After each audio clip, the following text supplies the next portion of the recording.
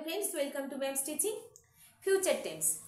আমরা টেন্সের present tense, past tense আমরা বুঝেছি, এক্সপ্লেন করেছি আমি তোমাদের কাছে। চলো আজকে দেখব ফিউচার টেন্স অর্থাৎ ভবিষ্যৎকাল। আমরা জানি পাস্ট, প্রেজেন্ট অ্যান্ড ফিউচার আমাদের সঙ্গে থাকে, অর্থাৎ টেন্সটা কি? টাইম অফ আওয়ার অ্যাকশন, আমাদের কাজের যে সময়, সেই সময়টাকে টেন্স বলছি আমরা। আর এই যে টেন্সের চারটে পার্ট আছে, টেন্সটা হচ্ছে সময়, কিন্তু এই চারটে পার্ট কি? প্রত্যেকটা টেন্সের চারটে করে পার্ট আছে, অর্থাৎ এখানে future indefinite, future continuous, future perfect and future perfect continuous. তিনটে টেন্সেই চারটে করে পাই। পার্টরা কারা? এরা হচ্ছে স্ট্যাটিক, অর্থাৎ এরা বোঝায় কোন সময় কোন কাজটা হবে, কোন কাজটা হয়েছে, কোন কাজটা হচ্ছিল বা কোন কাজটা হবে, এই বোঝাতে আমরা এই চারটে পার্টকে তিনটে টেন্সে করেছি। চলো দেখে নিই আজকে future indefinite and future continuous. যখন ভবিষ্যৎকালে ফিউচারটা কি? যেটা আনেওয়ালা কাল, যেটা কালকে হবে, যেটা আগামী দিনে হবে, সেটা ফিউচার। তাহলে আমি যেটা কালকে করব, আমি যদি কালকে কোথাও যাব, তোমরা কেউ কিছু করবে, আগামী দিন যেটা হবে, that is future indefinite tense. চলো আমরা দেখে নিই। প্রথমে আগে দেখে নিই আমরা কিভাবে এই সেন্টেন্সের স্ট্রাকচারটা। প্রথমে দেখো সাবজেক্ট, আর আমরা প্রেজেন্ট টেন্স আর পাস্ট টেন্সে কি দেখেছি? আমরা অক্সিলিয়ারি ভার্বকে ব্যবহার করেছি। প্রেজেন্ট টেন্সে আমরা, পাস্ট টেন্সে আমরা জেনারেল অক্সিলিয়ারিকে ভার্ব ব্যবহার করেছি, কিন্তু ফিউচার টেন্সে মডাল অক্সিলিয়ারি অর্থাৎ শ্যাল বা উইল ব্যবহার করা হয়েছে। এরা কারা? Modal auxiliary verb. তাহলে সাবজেক্ট, উইল বা শ্যাল প্লাস V1 ভার্বের ফার্স্ট ফর্ম, ঠিক আছে? তারপর রেস্ট অফ দ্য সেন্টেন্স, ঠিক আছে? তাহলে দেখো শুধুই I shall go to market tomorrow. I shall go to market tomorrow. এটা কি বুঝলাম? শ্যালটা আমরা মেইনলি কোথায় ব্যবহার করব? শ্যাল আমরা ব্যবহার করব I shall, we shall, are you shall, they shall, he তখন আমরা উইল ব্যবহার করব। কিন্তু শ্যালটা দেখো, যখন আমরা শ্যাল ব্যবহার করছি, অর্থাৎ কোনো কাজটার মধ্যে ডিটারমিনেশন নেই, কাজটা হতেও পারে না হতেও পারে। I shall go to Delhi, I shall go to Delhi tomorrow, এটা এখানে মে নট অর মে গো, আমি যেতেও পারি নাও যেতে পারি, এটা ডিটারমিনেশন কিন্তু এখানে নেই, ঠিক আছে? কিন্তু যদি আমি বলি I will go to Delhi tomorrow, অর্থাৎ এটা পুরোপুরি ডিটারমাইন্ড, এখানে ডিটারমিনেশন এই উইল, অর্থাৎ এখানে কোনো প্রমিসিং ওয়ার্ড যখন আমরা কারোর সাথে বলছি, প্রমিস করছি আমি যাবই। আমরা অনেক সময় ক্যাজুয়ালি বলে থাকি আমি তোমার বাড়ি কালকে যাব, বাট আমরা হয়তো যাই না, দ্যাট মিনস তখন আমি কি ব্যবহার করবো? I shall go.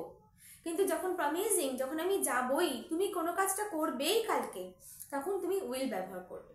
That means যেখানে আমরা ইউ উইল করছি, সেখানে ইউ শ্যাল, আর আই শ্যালের জায়গায় will. Understood?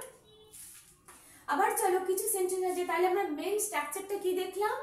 R subject, shall, will আর ভার্বের ফার্স্ট ফর্ম, তারপর রেস্ট অফ দ্য সেন্টেন্স অর্থাৎ অবজেক্ট বা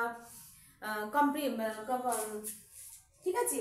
এবারে চলো দেখে নিই এমনও কিছু সেন্টেন্স আছে যে সেন্টেন্সগুলো কিন্তু সেন্টেন্সের স্ট্রাকচারটা বোঝাচ্ছে প্রেজেন্ট কন্টিনিউয়াস টেন্স, বাট সেটা কিন্তু ইন্ডিকেট করছে ফিউচারকে। যেরকম দেখো,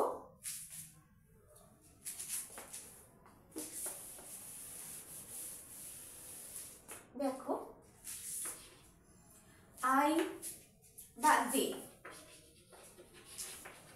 they are coming from Delhi tomorrow. এখানে কিন্তু দেখো এই যে they are coming, এই যে স্ট্রাকচারটা, এটা কিন্তু প্রেজেন্ট কন্টিনিউয়াস টেন্স, বাট এটা কি মিন করলো?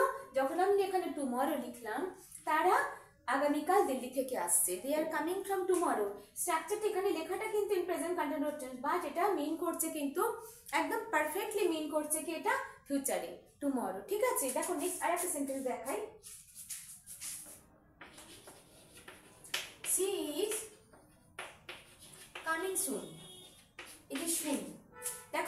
ওয়ার্ডগুলো আছে, এই ওয়ার্ডগুলো যখন বোঝাচ্ছি টুমরো, ঠিক আছে, তার মানে আমরা কি বুঝে যাচ্ছি, এই সেন্টেন্সের স্ট্রাকচারটা এটা রয়েছে কিন্তু প্রেজেন্ট কন্টিনিউয়াস টেন্স, বাট এটা ইন্ডিকেট করছে ফিউচারকে।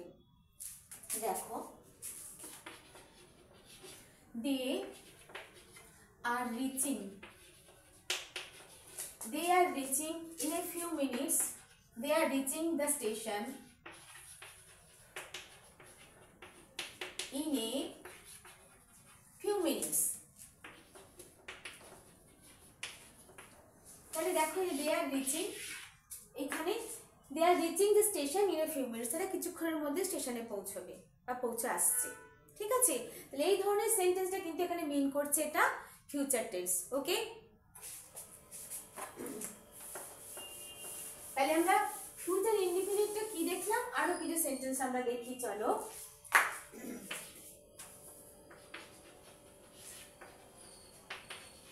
they will help me, they will help me, দেখো সাবজেক্ট আমরা জানি এটা মডেল অক্সিলিয়ারি, অবশ্যই আমরা দেখো প্রেজেন্ট টেন্সের সাথে ফিউচার টেন্সের ফারাকটা কোথায় আছে, আই গো টু মার্কেট, আর ফিউচার টেন্সে আই শ্যাল গো। শুধুমাত্র আমি বা তুমি বা সাবজেক্ট যে কেউ, তার সাথে যখন আমরা ডাইরেক্ট সাবজেক্ট ভার্ব লিখছিলাম ইন প্রেজেন্ট টেন্সে, শুধুমাত্র ফিউচার টেন্সে তার আগে শ্যাল বা উইল যোগ হচ্ছে। ফিউচার টেন্সের সেন্টেন্সের স্ট্রাকচারটা একদম প্রেজেন্ট টেন্সের মতন, কিন্তু তার আগে শুধুমাত্র শ্যাল বা উইল আমরা যোগ করছি। এবারে প্রেজেন্ট ফিউচার কন্টিনিউয়াস স্ট্রাকচার আরো কিছু সেন্টেন্স দেখো তোমরা। they will help me, they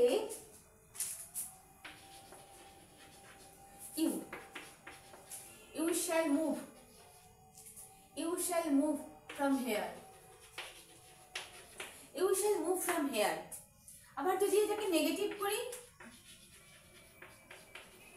you shall not move from here, you will bring your purse, you won't bring your purse। তাহলে আমরা কি বুঝলাম, শ্যাল বা উইল সাবজেক্ট, শ্যাল বা উইল, তারপরে মেন ভার্ব, ভার্বের ফার্স্ট ফর্ম, তারপরে রেস্ট অফ দ্য সেন্টেন্স, যেটা সিম্পল ফিউচার টেন্স। ওকে,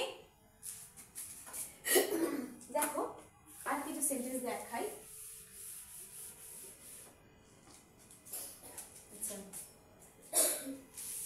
আচ্ছা, এর আগে তোমাকে দেখিয়ে দিলাম কি, যে কোনটা আমরা করতে চেয়েছি, কোনটা করতে পারি, বা কোনটা করতে চেয়েছিলাম কোনটা হয়নি, এই যে।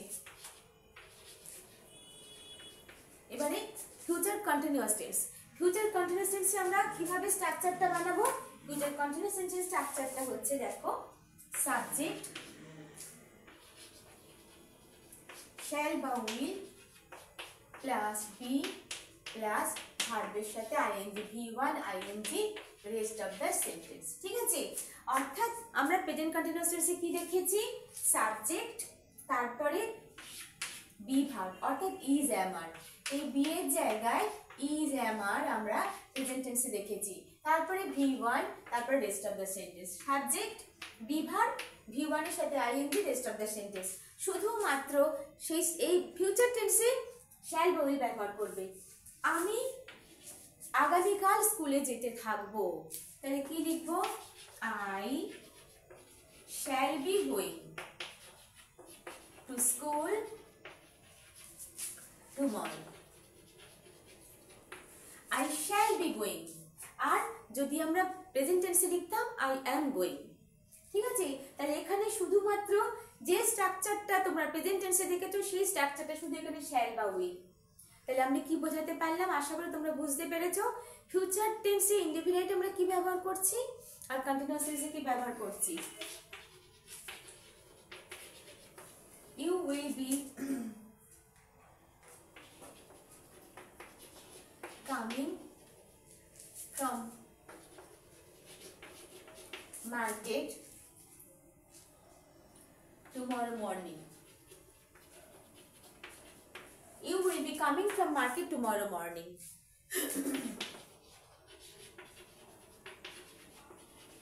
they will be playing cricket next month. They will be playing cricket next month. তাহলে আমরা কন্টিনিউয়াস টেন্সের স্ট্রাকচারটা কি দেখলাম? দেখলাম সাবজেক্ট shall বা will, be তার সাথে ভার্বের first form ing, rest of the sentence. যে কাজটা আমরা ভবিষ্যতে করতে থাকবো, একটা সময় থেকে শুরু হয়ে আমরা করতে থাকবো, সেটা হলো future continuous tense. Future independent টেন্সটা কি দেখলাম?